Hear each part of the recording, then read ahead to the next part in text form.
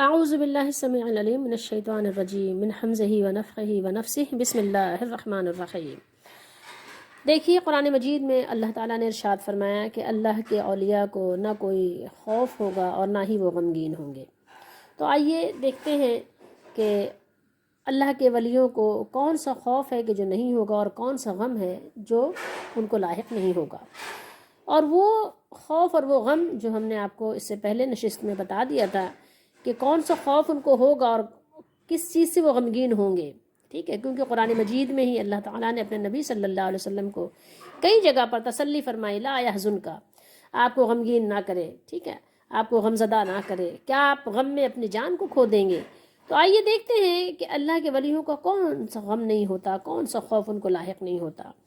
تو ہم انشاءاللہ کوشش کریں گے کہ سورہ یونس کی آپ کو چند آیات سنائیں، اور پھر اس کے بعد ہم جائیں گے سورہ حامیم سجدہ جو 24ویں پارے میں ہے، وہاں بھی آپ کو ایک آیت دکھانا چاہیں گے۔ دیکھیے اللہ تعالیٰ نے ارشاد فرمایا، یہاں پر حروف تنبیہ سے بات شروع کی، الا، یہ الا جو ہے نا، یہ کیا ہے؟ حروف تنبیہ ہے، یعنی جب اس کے ساتھ بات شروع ہوتی ہے، اس کا مطلب ہے کہ آپ کو یعنی کیا تنبیہ کی جا رہی ہے، آپ کو ہوشیار کیا جا رہا ہے، آپ کو چوکنا کیا جا رہا ہے کہ آپ کان یعنی اپنا متوجہ کر لیجئے اور توجہ کے ساتھ بات کو سنیے، ادھر ادھر نہ دیکھیے، بالکل بھی، بالکل دل کی گہرائیوں کے ساتھ بات کو سنیے، سنو بات سنو، ٹھیک ہے، خبردار ہو جاؤ، خبردار آگاہ ہو جاؤ، تمہیں معلوم ہو جانا چاہیے، الا ان اولیاء اللہ، ٹھیک ہے، یعنی اللہ تعالیٰ نے لا خوفن، یہ خوفن جو ہے مصدر ہے، ٹھیک ہے، علیہم ولا ہم یحزنون، پھر اس کے بعد آگے فرمایا، یہ بھی آپ کو بات میں دکھاتے ہیں، تو فرمایا کہ الا آگاہ ہو جاؤ، تمہیں معلوم ہو جانا چاہیے، خبردار ہو جاؤ کہ بے شک اللہ کے ولیوں پر، ٹھیک ہے، تمہیں یاد رکھنی چاہیے، یہ بات یاد رکھو کہ اللہ کے ولیوں پر کوئی خوف نہیں ہوگا اور وہ غمگین بھی نہیں ہوں گے، ٹھیک ہے، ان کو کوئی حزن و ملال بھی نہیں ہوگا اور ان کو کوئی خوف بھی لاحق نہیں ہوگا۔ تو ہم اس پر غور کریں گے کہ کون سا خوف ان کو نہیں ہوگا، اور ایک چیز تو اس بات کو ذہن نشین کر لیجئے، جو قرآن پر عمل کرے، جو اللہ اور اس کے رسول کی مان کے چلے، وہی اللہ کا ولی ہو سکتا ہے، اس کے علاوہ نہیں، ٹھیک ہے۔ قرآن مجید میں اللہ تعالیٰ نے 4 کیٹیگری بیان فرمائی ہے، انبیاء، اور پھر اللہ نے صدیقین، من النبیین والصدیقین والشہداء والصالحین۔ اچھا، صالحین کا اطلاق سب پر ہوتا ہے، اللہ نے انبیاء کو بھی صالح فرمایا قرآن میں، صدیق وہ بھی صالح ہوتے ہیں، اور صالح ہر وہ بندہ ہے جو قرآن و حدیث پر چلے، جو رسول اللہ صلی اللہ علیہ وسلم پر، محمد رسول اللہ پر ایمان لائے اور نیک عمل کرے، وہ بھی صالح اور صالحہ ہے، ٹھیک ہے، لیکن تمام صالحین کے سردار وہ محمد رسول اللہ صلی اللہ علیہ وسلم ہے، ٹھیک ہے، اس میں بھی درجہ بندی آپ کو کرنی پڑے گی، لیکن بہرحال تو یہ جو اولیاء ہیں، یہ بھی اولیاء کی کیٹیگری، تمام ولیوں کے سردار محمد رسول اللہ صلی اللہ علیہ وسلم، یہ آپ کو یاد رکھنا چاہیے، تمام ولیوں کا سردار کون ہے؟ محمد رسول اللہ صلی اللہ علیہ وسلم ہے، ٹھیک ہے۔ اچھا، تمام صدیقین کے سردار محمد رسول اللہ صلی اللہ علیہ وسلم ہے، تمام صالحین، متقین، مومنین، جتنے بھی آپ یعنی اس کیٹیگری میں درجے میں آپ گنتے جائیں گے، سب کے سردار وہ محمد رسول اللہ صلی اللہ علیہ وسلم اور انبیاء علیہ السلام ہوتے ہیں۔ تو اب آئیے دیکھتے ہیں کہ اللہ کے دوستوں پر نہ کوئی اندیشہ ہے اور نہ وہ غمگین ہوتے ہیں، نہ وہ غمگین ہوں گے۔ تو اب ہم غور کریں گے کہ کون سا غم ہے جو ان کو لاحق نہیں ہوتا، اور کون سا خوف ہے جس سے وہ دو چار نہیں ہوں گے۔ تو آئیے اس پر بات کرتے ہیں۔ دیکھیے یہاں اللہ تعالیٰ نے کیا ارشاد فرمایا، آیت نمبر 30 میں ہے، حامیم سجدہ 24واں پارہ ہے، اللہ نے فرمایا کہ ان الذین قالوا ربنا اللہ ثم استقاموا تتنزل علیہم الملائکہ تو اللہ تخافوا ولا تحزنوا، یہاں بھی اللہ نے ان کو فرمایا اللہ تخافوا ولا تحزنوا وابشروا بالجنۃ التی کنتم توعدون۔ یہاں ان لوگوں کی بات اللہ نے بیان فرمائی کہ جن لوگوں نے کہا کہ ہمارا رب اللہ ہے، ٹھیک ہے، کیا کہا انہوں نے؟ ان الذین قالوا ربنا اللہ، ہمارا رب کون ہے؟ اللہ ہے۔ پھر اس پر کیا کیا؟ جم گئے، استقامت اختیار کی، ثم استقاموا، پھر کیا کیا؟ قائم ہو گئے، اس پر ڈٹ گئے، ٹھیک ہے، اڑ گئے اس پر۔ یہ کہتے ہیں کہ استقامت قیامت سے کم نہیں ہے، اس پر جو یعنی ڈٹ جانا، ادھر ادھر جنبش نہ کھانا اور کسی وسوسے کا شکار نہ ہونا، یہ کوئی معمولی بات نہیں ہے، پوری زندگی اس پر قائم ہو جانا، اور ہر یعنی وہ چیز جو آپ کو تذبذب میں ڈالے اس کو آپ جو ہے دھکا دے کے شکست دے دیں، کوئی معمولی بات نہیں ہے، یہ ہر بندے کی، ہر کس و ناکس کی بس کی بات نہیں ہے۔ تو اللہ نے فرمایا کہ پھر اسی پر قائم ہو گئے تو ان کے پاس میں فرشتے آتے ہیں کس وقت آتے ہیں فرشتے؟ کیا زندگی میں چلتے پھرتے جب وہ چل پھر رہے ہوتے؟ نہیں، ان کے موت کے وقت آتے ہیں فرشتے، تو ان کو کہتے ہیں، ان کو خوشخبری دیتے ہیں کہ تم نے جس طرح کی زندگی گزاری ہے تو تمہیں کچھ بھی اندیشہ اور غم نہیں کرنے کی ضرورت ہے، ٹھیک ہے؟ تمہارے ساتھ نہ کوئی اندیشے والا معاملہ ہے، نہ تمہارے ساتھ کوئی خوف والا معاملہ ہے، نہ تو کوئی غم والا معاملہ ہے، بلکہ تمہارے لیے تو جنت کی بشارت ہے، ٹھیک ہے؟ سن لو جس کا تم سے وعدہ کیا گیا تھا، جو تم وعدہ دیے گئے تھے وہ وعدے کا وقت آ گیا ہے، ٹھیک ہے؟ تو یہ ایک بات آپ نے یہاں دیکھ لی۔ اچھا، تو آپ نے یہ دیکھا، اس کے بعد یہ کہ ولی اور اولیاء، اس کی ڈیفینیشن تو بہت زیادہ یعنی سنائی دیتی ہے، لوگوں کو اچھی طرح معلوم ہی ہے کہ اولیاء اور ولی کسے کہتے ہیں، ولی کی جمع اولیاء ہے، تو اس کو تو یعنی بتانے کی ضرورت نہیں ہے، لیکن اتنی بات ضرور ہے بتانے کی کہ ہر ایک کو آپ ولی نہیں کہہ سکتے، ٹھیک ہے؟ جس کو آپ چاہیں، جو آپ کو اچھا لگے، آپ نے اس کو ولی کہہ دیا۔ کس لیے کہہ دیا؟ کہ ان کے لیے اعلان ہوتا ہے کہ اللہ تعالیٰ ان سے محبت کرتا ہے، تو آسمان میں بھی اعلان ہوتا ہے، زمین میں بھی، مختصر کر کے بتا رہی ہوں۔ تو اب اگر آپ اس کو آپ دلیل بناتے ہیں کہ ان کی محبت کا اعلان ہوتا ہے اس لیے ان کے ڈیروں پر، ان کی خانقاہوں پر لوگوں کا ہجوم ہوتا ہے، تو یہ ان کی ولایت کی علامت یا نشانی ہے، ایسا ہرگز نہیں ہے۔ ایسا ہرگز اس لیے نہیں ہے کہ اگر آپ یہ بات کہتے ہیں تو بے شمار آپ کو ایسے گروہ ملیں گے جن کے بہت چاہنے والے ہیں، بلکہ چاہنے والے نہیں ہیں، مرنے کے بعد بھی ان کے تعزیے، ان کے عرس، ان کے پتہ نہیں کیا کیا ہو رہے ہیں۔ ایک میں مثال دوں، یہ جو سکھوں کا گردوارہ ہے، جو ہر سال بے شمار لوگ آپ کے پاکستان میں ہی آ کر جمع ہوتے ہیں اور ان کا عرس کرتے ہیں، تو آپ پھر کیا کہیں گے کہ کیا ان کی محبت کا اعلان ہوا ہے؟ تو اس لیے لوگ ان سے محبت کر رہے ہیں۔ بہت بڑی خلقت ہے جو شریک ہوتی ہے، عرس ہوتا ہے باقاعدہ سالانہ، ہر سال، اور اس کے علاوہ بھی لوگ حاضری دیتے رہتے ہیں۔ اسی طریقے سے آپ دیکھیں گے تو ہندوؤں کے بے شمار لوگ آپ کو ایسے ملیں گے، ہر مذہب میں آپ کو ایسے لوگ ملیں گے، اور صرف ہر مذہب میں نہیں، مسلمانوں میں بے شمار جو فرقے ہیں، ہر فرقے میں آپ کو ایسے لوگ ملیں گے کہ جو ان کے اپنے پسند کے لوگ ہیں، ان کو انہوں نے بہت زیادہ شہرت دی ہوئی ہے، بڑی ان کی یعنی آؤ بھگت کرتے ہیں زندگی میں، مرنے کے بعد بھی ان کے چڑھاوے چڑھاتے ہیں، اور ان کی جو ہے بڑی عزت و اکرام، اور ان کو بہت زیادہ یعنی مرتبہ اور مقام دیتے ہیں۔ تو اب اگر آپ کا یہی کرائیٹیریا ہے کہ جن کے زیادہ چاہنے والے، زیادہ ماننے والے ہوں تو وہی ولی ہوتے ہیں، تو پھر ذرا آپ اس حدیث شریف پہ غور کیجئے گا جو بخاری و مسلم میں ہے، اور دیگر محدثین نے جو نقل کیا ہے وہ تو ہے ہی۔ تو یہ کہ اللہ کے نبی صلی اللہ علیہ وسلم نے بیان کیا کہ قیامت کے دن کچھ انبیاء ایسے آئیں گے جن کا کوئی بھی امتی نہیں ہوگا، تو آپ ان کے بارے میں آپ کا کیا خیال ہے؟ ان کے بارے میں آپ کا کیا خیال ہے کہ کیا ان کو آپ ولی نہیں سمجھتے؟ وہ اللہ کے ولی نہیں تھے؟ تو ان کی اتنی شہرت بھی نہیں ہوگی کہ ایک بندہ ان کو مانتا؟ تو کیا یہی کرائیٹیریا ہے کہ جن کے بہت سارے ماننے والے ہوں گے وہ اللہ کے ولی ہوں گے، انہیں کو کوئی خوف اور غم نہیں ہوگا؟ خوف اور غم کی بات ہم بعد میں کریں گے۔ جو آپ یعنی اس کو آپ نے دلیل بنایا ہوا ہے کہ اس کی وجہ سے آپ کہتے ہیں ولی۔ مائیکل جیکسن تھا، کتنے اس کے چاہنے والے مداح تھے، کتنے لوگ رو رہے تھے، دھاڑے مار مار کے رو رہے تھے نا، کتنے لوگ ہیں ایسے۔ تو یہ کرائیٹیریا نہیں ہے۔ اگر یہ کرائیٹیریا ہوتا تو پھر آپ کیا کہیں گے؟ بے شمار صحابہ کرام، اتنا تو پتہ ہے نا مسلمانوں کو کہ جب ہمارے نبی صلی اللہ علیہ وآلہ وسلم نے حج کیا تھا، جس کو ہم حجۃ الوداع کہتے ہیں، اس میں 1.25 صحابہ تھے نا۔ کتنے صحابہ کا نام پتہ ہے آپ کو؟ تو پھر آپ صحابہ رضی اللہ تعالیٰ عنہم کو ولی سے اور ان کی محبت کا اعلان جو ہوا ان کی اس سے آپ نکال دیتے ہیں، اس فہرست سے آپ نکالیں گے؟ جرت کرے گا کوئی؟ یہ نہیں کرے گا نا کبھی بھی۔ کیوں؟ کیسے کر سکتا ہے؟ اگر وہ ولی نہیں ہے تو پھر کون ولی ہے؟ وہ تو یعنی تسلیم شدہ ولی ہیں، ان کو تو ایک کہنا چاہیے عالمگیری سچ ہے کہ وہ ولی ہیں۔ مسلمانوں میں ایک کہنا چاہیے یونیورسل ٹروتھ ہے یہ کہ وہ ولی ہیں۔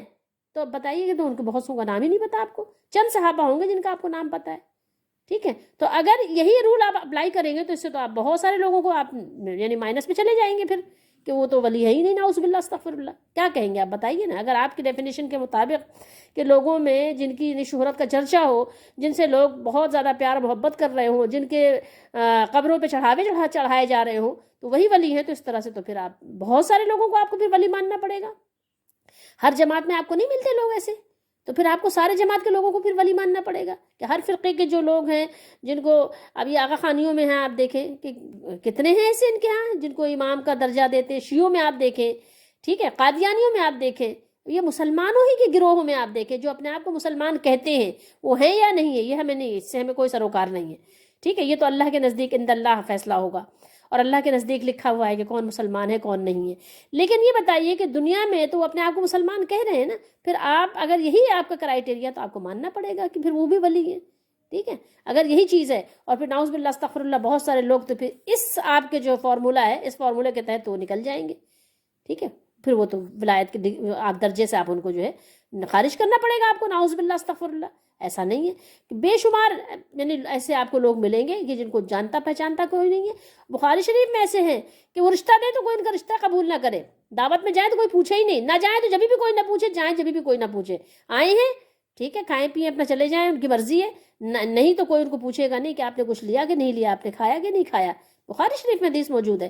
اس کے علاوہ یہی نہیں بلکہ یہ بھی ہے کہ آپ صلی اللہ علیہ وسلم نے فرمایا نہ جائیں تو کوئی پوچھے بھی نہیں. لیکن اللہ کے دربار میں ولی ہوتے ہیں, اگر اللہ تعالیٰ نے کوئی قسم کھا لے تو اللہ تعالیٰ ان کی قسم کو پوری کر دیتا ہے. کون کرتا ہے پوری؟ اللہ پوری کر دیتا ہے ان کی قسم کو. اب بتائیے کہ آپ کو سوچنا پڑے گا کہ اللہ کے ولی ایسے بھی ہیں. ٹھیک ہے, ایسے ولی آپ کو ایسے ہی زیادہ ولی ملیں گے کہ جب وہ اللہ کی اور دین کی اسلام کی بات کرتے ہیں تو ان کو پتھر مارے جاتے ہیں, ان کو بھگایا جاتا ہے, ان کو اپنی محفلوں میں جگہ نہیں دی جاتی. آپ بتائیے پھر, اگر آپ سوچیے تھوڑی دیر کے لیے, یہ تو میں نے آپ کو ایک لمحہ فکریہ کے طور پر میں نے کہا کہ آپ سوچیے, آپ کے لیے لمحہ فکریہ ہے, آپ سوچیے, ایک سوچ دیے. لیکن پھر آئیے بتاتے ہیں کہ اولیاء اللہ کو جو غم نہیں ہوتا, کون سا غم نہیں ہوتا, آئیے تھوڑی سی اس پہ بھی بات کر لیتے ہیں. تو اللہ کے ولی کے ایک نشان یہ بھی ہے کہ ان کو دنیا میں کیا ملا کیا نہیں ملا وہ راضی برضا رہتے ہیں. وہ اس کا نہ کوئی غم کرتے ہیں اور نہ ان کو آنے والے وقت کا اتنا خوف ہوتا ہے کہ کل کو کیا ہوگا, کیسے ہوگا, میں کیا کھاؤں گا, میرے بچے کیا کھائیں گے, میری بیوی کے ساتھ کیا ہوگا. وہ اس خوف میں مبتلا ہوتے ہی نہیں ہیں, وہ اس خوف میں مبتلا نہیں ہوتے. ان کو کل کا کوئی خوف لاحق نہیں ہوتا اور ان کو آج کا کوئی غم, ان کو کوئی ملال نہیں ہوتا کہ مجھے فلاں کو اتنا مل گیا مجھے اتنا کیوں نہیں ملا. وہ اللہ تعالیٰ سے حسن ظن رکھتے ہیں, وہ اللہ تعالیٰ سے سوء ظن نہیں رکھتے. دیکھیے قرآن مجید میں اللہ تعالیٰ نے سورہ زخرف میں ارشاد فرمایا, آیت آپ کو نظر آ رہی 67 ہے, 66 تو یہاں کمپلیٹ ہو گئی. الاخلاء یومئذ بعضهم لبعض عدو الا المتقین. کیا فرمایا, ترجمہ دیکھیے کہ الاخلاء گہرے دوست, خلیل کی جمع ہے اخلاء, گہرے دوست اس دن ایک دوسرے کے دشمن ہوں گے, عدو بن جائیں گے. جو دنیا میں ایک دوسرے کے دوستی کا دم بھرتے تھے وہ بروز حشر قیامت کے دن ایک دوسرے کے دشمن بن جائیں گے. یہ قرآن بیان کر رہا ہے, یہ 25واں پارہ ہے. لیکن اللہ نے آگے کیا فرمایا, حرف استثناء آیا, الا المتقین. ٹھیک ہے, لیکن جو متقی ہوں گے ان کے ساتھ یہ معاملہ نہیں ہوگا, وہ ایک دوسرے کے دشمن نہیں ہوں گے. اب آگے دیکھیے کیا فرمایا, یا عبادی لا خوف علیکم اليوم. کون سا خوف ان کو نہیں ہوگا, دیکھیے یہاں اللہ نے بیان کر دیا, واضح کر دیا قرآن میں. ان سے فرمایا جائے گا اے میرے بندو, اے میرے بندو. ٹھیک ہے, یا عبادی, اے میرے بندو. اللہ تعالیٰ کی طرف سے ان کو یہ مژدہ سنایا جائے گا. علیکم اليوم, آج کے دن, آج کا جو دن ہے, اليوم آج کے دن کو کہتے ہیں. ٹھیک ہے, یوم کوئی سا بھی دن, اليوم علیکم اليوم آج کے دن نہ تم پر خوف نہ تم کو غم. ٹھیک ہے, یعنی آج کے دن جب لوگ خوف میں مبتلا ہیں کہ ان کے ساتھ کیا ہونے والا ہے, اب جب لوگوں کو طرح طرح کے غم لاحق ہیں تو آپ کیا ہو, اس طرح کے خوف اور غم سے اللہ تعالیٰ نے آپ کو بے پرواہ کر دیا, غنی کر دیا آپ کو. نہ آپ کو وہ خوف ہے جو اور لوگوں کو لاحق ہے اور نہ آپ کو وہ غم ہے جو اور لوگوں کو لاحق ہے جنہوں نے دنیا میں اللہ کی نافرمانیاں کی تھی. تو آپ کو نہ وہ خوف ہے اور نہ آپ کو وہ غم ہے. یہ کون لوگ ہوں گے, یہ جنہوں نے دنیا میں اللہ کا بندہ بننا پسند کیا, اپنی خوشی, اپنے ارادے, اپنے اختیار, اپنی چوائس سے انہوں نے اللہ تعالیٰ کی بندگی کو اختیار کیا. ان کے لیے اللہ تعالیٰ قیامت کے دن ندا فرمائے گا, آواز لگائے گا, یا عبادی. تو اللہ تعالیٰ نے یہاں فرمایا کہ ان کو نہ خوف ہوگا نہ ہی وہ غمگین ہوں گے. ٹھیک ہے, یہاں پہ اصل میں مخاطب کا صیغہ ہے تحزنون. تو تم کو یعنی تم سب, یہ جمع کا صیغہ ہے, یعنی ان میں سے جتنے بھی اللہ تعالیٰ کے بندے ہیں, جتنے بھی اللہ کے ولی ہیں, ان کو نہ کوئی خوف ہوگا نہ کوئی ان کو غم لاحق ہوگا. اور بھی آئیے ہم آپ کو حدیث سناتے ہیں. حدیث شریف یہ ہے, حضرت عمر بن خطاب رضی اللہ تعالیٰ عنہ آپ نے بیان فرمایا کہ نبی کریم صلی اللہ علیہ وسلم نے فرمایا, اللہ کے بعض بندوں میں سے ایسے بندے بھی ہیں جو نہ نبی ہیں اور نہ ہی وہ شہید ہیں, یعنی شہادت کا درجہ بھی انہوں نے حاصل نہیں کیا اور وہ نبی بھی نہیں ہیں, لیکن اللہ کے نزدیک ان کا مرتبہ دیکھ کر انبیاء علیہم الصلوۃ والسلام اور شہداء بھی کیا کریں گے؟ ان کی تعریف کریں گے، رشک کریں گے. حدیث میں الفاظ یہ بھی ہے، رشک کرنے کا بھی ذکر آیا ہے. اور کس طرح سے رشک کریں گے؟ جیسے ہوتا ہے نا کہ واہ کیا بات ہے، یعنی تم نے کیا مرتبہ حاصل کر لیا. یہ بات نہیں کہ کوئی ان کا مقام انبیاء اور شہداء سے بڑھ جائے گا، بلکہ ان بندوں نے اللہ کی ایسی فرما برداری اور تابعداری کی ہوگی کہ انبیاء علیہ الصلوۃ والسلام جب ان کو دیکھیں گے تو کہیں گے کہ سبحان اللہ. یعنی مفہوم ہے حدیث شریف کا، یعنی کیا مقام تم نے حاصل کر لیا، یعنی جو کہ نہ یعنی تمہیں نبوت بھی نہیں ملی، شہادت بھی نہیں ملی، یعنی اس درجے کو نہیں پہنچے، پھر بھی یعنی تم نے یعنی اپنی رضا اور رغبت کے ساتھ اللہ تعالیٰ کو ایسا راضی کر لیا کہ آج تم کو یہ مقام حاصل ہو گیا، تم نے اس مقام کو پا لیا. تو اس حدیث شریف کو امام ابو داؤد نے بھی نقل کیا ہے اور دیگر اور بھی محدثین نے اس کو ذکر فرمایا ہے. تو فرمایا کہ ان پر یعنی رشک کریں گے، ان کی تعریف کریں گے. تو صحابہ نے کہا یا رسول اللہ صلی اللہ علیہ وسلم ہمیں خبر دیں وہ کون لوگ ہیں؟ آپ صلی اللہ علیہ وسلم نے فرمایا یہ وہ لوگ ہیں جو لوگوں سے محض یعنی صرف اللہ کی وجہ سے محبت کرتے ہیں، حالانکہ وہ لوگ ان کے یعنی آپس میں رشتہ دار نہیں ہیں، رشتہ داری کا کوئی معاملہ نہیں ہے کہ یہ رشتہ ہے میرا تو اس لیے محبت کر رہے ہیں، یہ میرا بھائی ہے تو محبت کر رہے ہیں، بہن ہے تو محبت کر رہے ہیں، اماں ابا ہیں، بچے ہیں، سسرال ہے، خاندان ہے، پڑوسی ہیں، جاننے والے ہیں، دوست احباب ہیں، کلاس فیلو. نہیں، ان کی محبت کا معیار کیا ہے؟ وہ صرف اور صرف اللہ کے لیے محبت کرتے ہیں. یعنی اللہ والا کون ہے، توحید پر عمل کرنے والا کون ہے، رسالت پر ایمان لانے والا کون ہے، وہ اس کو دیکھتے ہیں. ان کا کرائٹیریا ہے اگر تو صرف اللہ تعالیٰ کی محبت پر موقوف ہے کہ کون ہے اللہ کے بندے. تو ان کی محبت کسی رشتہ داری کی وجہ سے نہیں ہوتی، بلکہ ان کی محبت ہوتی ہے اللہ کے لیے. اور ان سے یعنی کوئی مالی فائدہ بھی حاصل کرنے کی وجہ سے نہیں کرتے کہ ہاں یہ میری تعریف کریں گے یا ان سے کچھ مجھے ان کو محبت دیں گے تو ان سے کچھ ملے گا. یہ سب ان کے پیش نظر کوئی چیز نہیں ہوتی. اللہ کی قسم ان کے چہرے منور ہوں گے. کیسے ہوں گے؟ منور، نورانی. اور بے شک وہ نور کے ممبروں پر کیا ہوں گے؟ فائز ہوں گے. وہ نور کے ممبروں پر ہوں گے. اور جب لوگ خوف زدہ ہوں گے، جب لوگوں کو خوف لاحق ہوگا، جب لوگ خوف زدہ ہوں گے تو انہیں خوف نہیں ہوگا. کیا ہوں گے؟ وہ بے خوف ہوں گے. اس وقت ان کو کوئی خوف نہیں ہوگا کہ پتہ نہیں ایمان پر خاتمہ ہوگا کہ نہیں ہوگا، پتہ نہیں کوئی آ کر دہشت گرد ہمیں لوٹ نہ لے، مار نہ دے. ان کو کوئی خوف نہیں ہوگا، کہیں نوکری نہ چھوٹ جائے، کہیں کوئی وبا نہ پھیل جائے، کسی قسم کا وہاں انہوں نے اب کوئی خوف نہیں لاحق ہونا ان کو. ٹھیک ہے. اور جب لوگ غم زدہ ہوں گے تو انہیں غم بھی نہیں ہوگا. یہ حدیث شریف کے الفاظ ہے، مفہوم ہے اس کا. پھر آپ صلی اللہ علیہ وآلہ وسلم نے وہی آیات جو سورہ یونس کی ہیں وہ آپ نے تلاوت فرمائی. الا ان اولیاء اللہ لا خوف علیہم ولا هم يحزنون، کہ اللہ کے ولیوں پر نہ کوئی خوف ہے، نہ کوئی خوف ہوگا اور نہ ہی وہ غمگین ہوں گے. اور بے شمار احادیث مبارکہ ہیں ان کے خوف اور غم کے بارے میں کہ کون سے نہیں ہوں گے. اور قرآن میں بھی بہت سی آیات ہیں، ایک دو آیات نہیں ہیں، لیکن ہم آپ کو چند ہی دکھا سکتے ہیں. ظاہر ہے کہ اتنی بڑی یعنی نشست نہیں ہو سکتی. آئیے دیکھیے اس میں سورہ مریم ہے. یہاں سورہ مریم میں اللہ تعالیٰ نے کیا فرمایا؟ دیکھیے یوم نحشر المتقین، ہر جگہ بات متقیوں کی ہے. ٹھیک ہے، جو اللہ کے بندوں کی بات ہے. الی الرحمن وفدا، وفد آپ دنیا میں بھی جانتے ہیں نا، وفد کس کو کہتے ہیں؟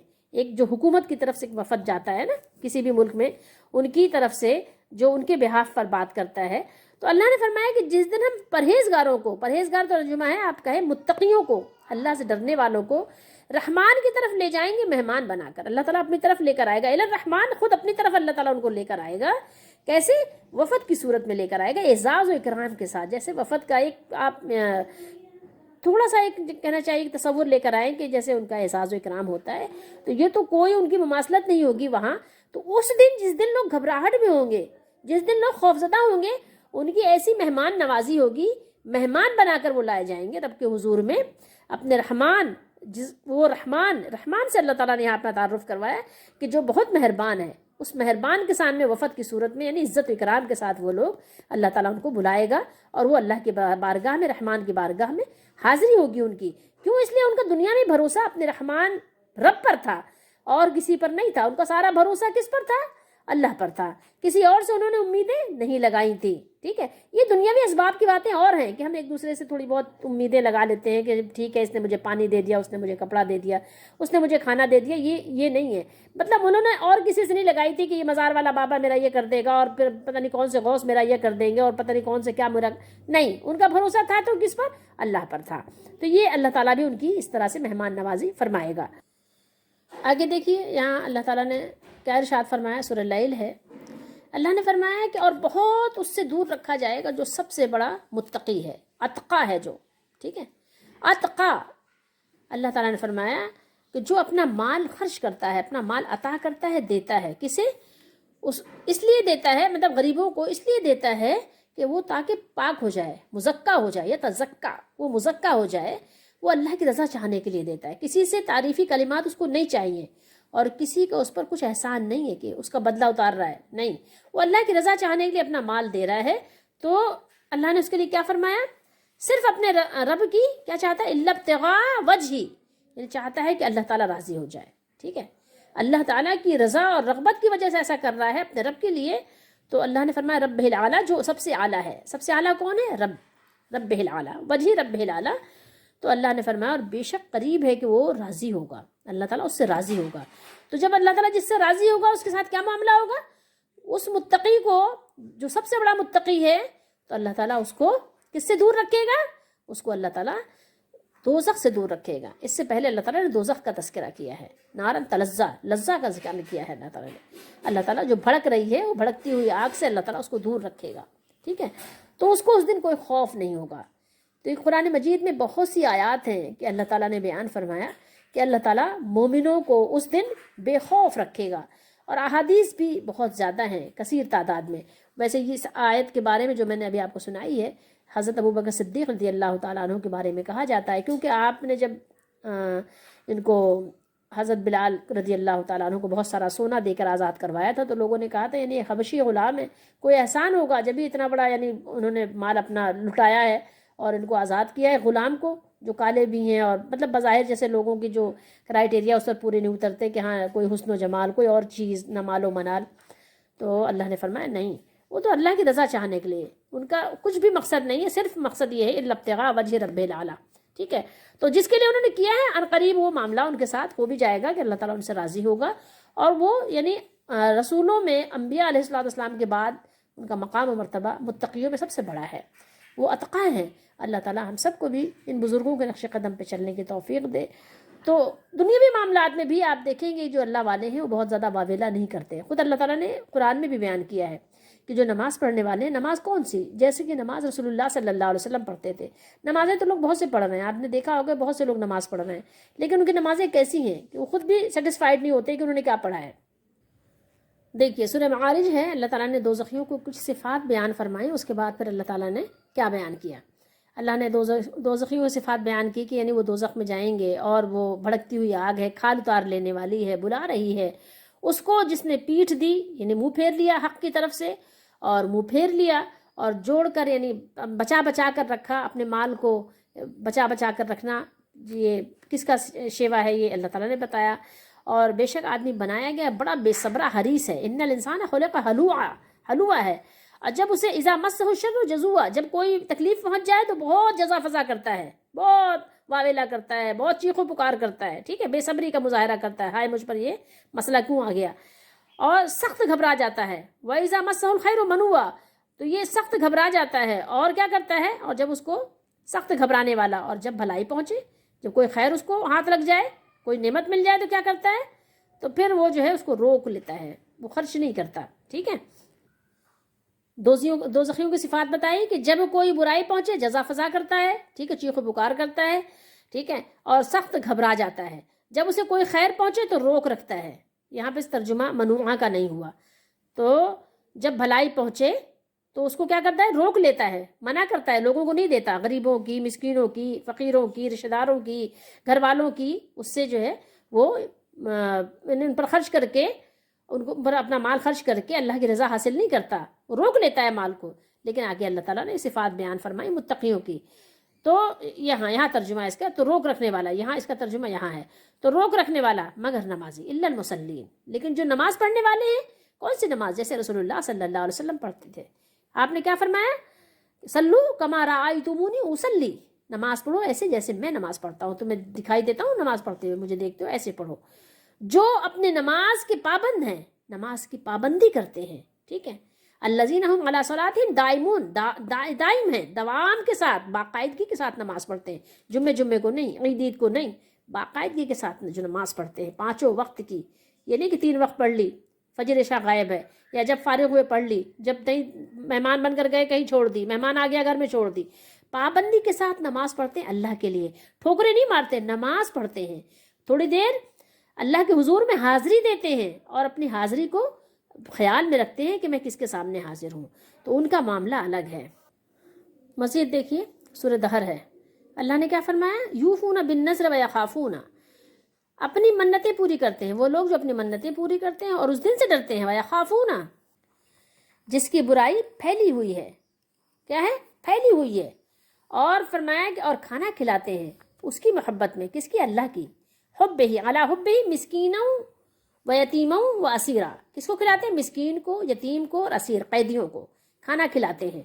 ان سے کہتے ہیں ہم تمہیں خاص اللہ کے لیے کھانا کھلاتے ہیں، کھانا دیتے ہیں، کس لیے کہ انما نطعمکم لوجہ اللہ، اللہ کی توجہ حاصل کرنے کے لیے کھانا دیتے ہیں، لا نریدو، اور ہم نہیں چاہتے تم سے کچھ بھی، کوئی بدلہ نہیں چاہتے، کوئی جزا نہیں چاہتے، کوئی شکر گزاری نہیں چاہتے کہ تم ہمیں تھینک یو بولو، نہیں، ہم یہ نہیں چاہتے کہ شکریہ بولو، ہمیں اس کی کوئی حاجت نہیں ہے، جزاؤں والا شکورا، ہم کوئی تم سے شکر گزاری چاہتے نہیں، ہم ڈرتے ہیں، کیا کہہ رہے ہیں؟ انا نخاف من ربنا یوما عبوسا قمطریرا، کہہ رہے ہیں کہ بے شک ہمیں اپنے رب سے ایک ایسے دن کا ڈر ہے جو بہت ترش ہے، بہت سخت دن ہے، نہایت یعنی سخت ہے وہ، قمطریرا۔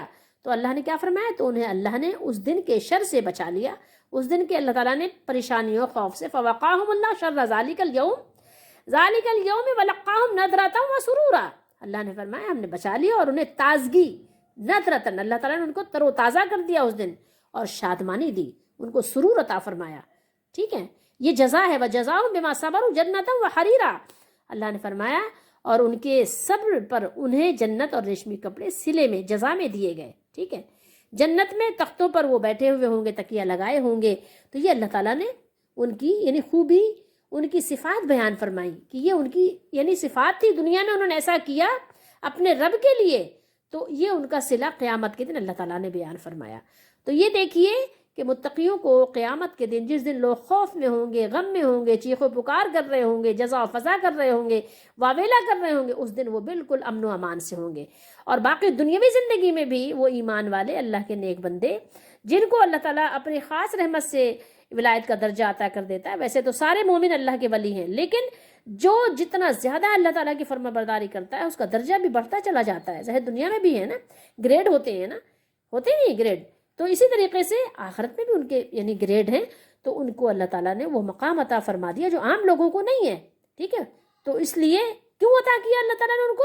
اس لیے کہ انہوں نے دنیا میں جو زندگی گزاری تھی وہ ہر وقت ان کے پیش نظر اللہ ہوتا ہے، ہر وقت، تو اللہ ہی کے لیے جینا، اللہ ہی کے لیے مرنا، انا صلاتی و نسکی و محیایا و مماتی للہ رب العالمین،